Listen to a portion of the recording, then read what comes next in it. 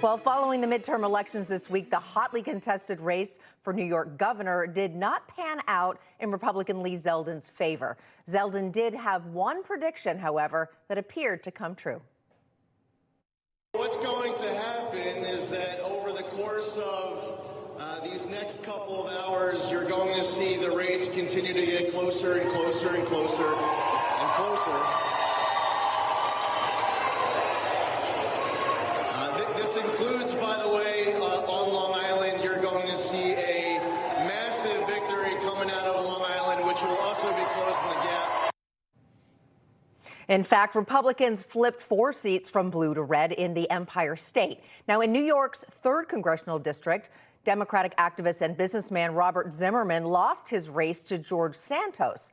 The contest is the first in New York history to put 2 openly gay men against one another for a seat in Congress.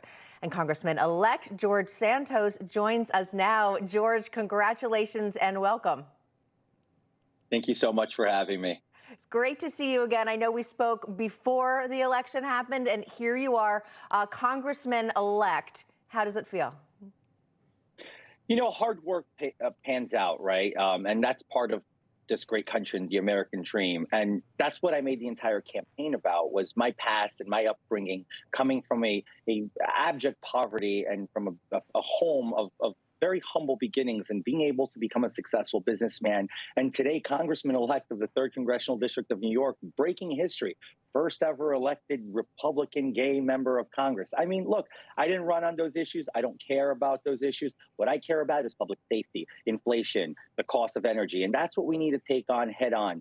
Look, my campaign was run for the people, by the people. I spoke to them the entire time. And now I want to deliver for those same people who voted for me, Republicans and Democrats alike, because I could have not won this race without the support of independents and Democrats. And it's really good to note that. That's great. Yes, those independent votes, very important.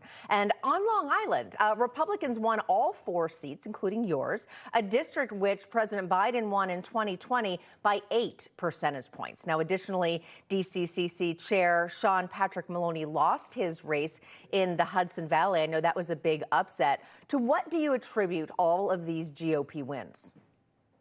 Well, I think it was a common sense wave. We spoke to the people. Our opponents smeared us. If you couldn't watch TV for the last 10 days before the campaign without seeing commercials of all of us, myself, Mike Lawler, Anthony D'Esposito, we were all painted to be some, nefarious creatures that were going to ruin this country, and we were going to be authoritarians. And look, the reality is, our campaigns kept it positive. We talked to the people. We talked about the issues. We kept it simple. They were too worried rallying around with Hillary Clinton and Kamala Harris and Joe Biden. We were working with law enforcement officers. We were working with small business owners and everyday mom and dads who are affected by the forever growing, backbreaking inflation. That's what gave us this victory. It was common sense. Common sense, always important. Maybe not as frequent as we like to hope, but glad it happened here. And speaking of Lee Zeldin, even though he lost his race for governor to Kathy Hochul, many in the party say it was Zeldin's strong campaign, you mentioned that opened the doors for many New York Republicans to flip their House seats. Do you think that assessment is true? I have never been more proud of a person than I am of my good friend Lee Zeldin. Still Congressman Lee Zeldin, and I would have hoped to be calling him Governor Lee Zeldin today.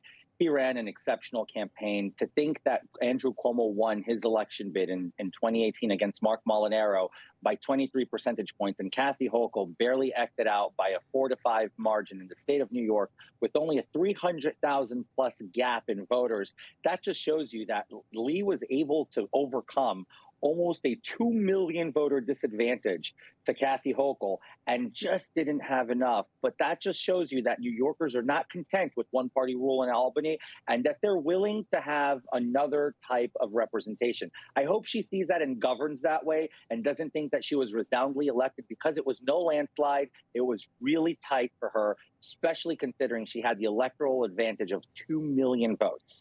That's very well to be noted. And yes, Lee Zeldin was a big part of making my seat swing from a Biden +8 to a George Santos +9 seat this cycle. And that is what we call a landslide.